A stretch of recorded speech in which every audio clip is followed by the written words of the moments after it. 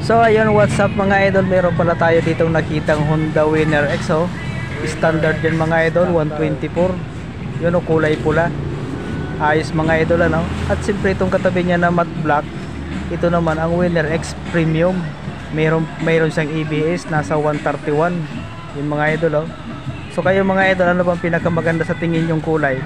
Kasi ito naman isa na to, GTR. Yun o, 150. So kayo mga idol, ano sa tingin niyo ang magandang kulay? Para sa akin mga idol, mas maganda talaga may ABS kasi maganda yung datingan niya. Ipapakita ko sa inyo mga idol yung mga emblem niya. Kakaiba talaga mga idol pag mayroon ABS. At siyempre mga idol, kung mapapansin niyo mga bearings nito ay napakaganda talaga mga idol, oh.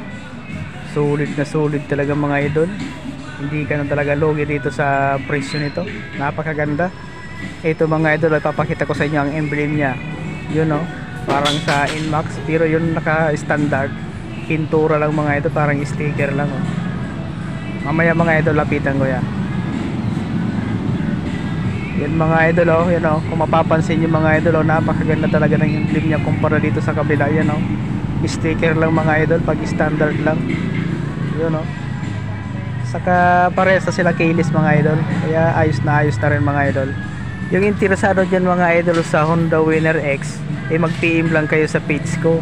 Kasi meron dito yun sa Bicol area lang to mga idol.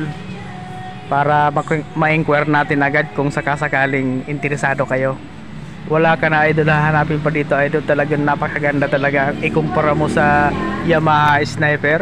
Parehas naman sila mga idol maganda, pero kung makikita mo to sa personal, sus grabe mga idol, talagang mapapamangha ka talaga. Maganda mga bearings niya mga idol, oh.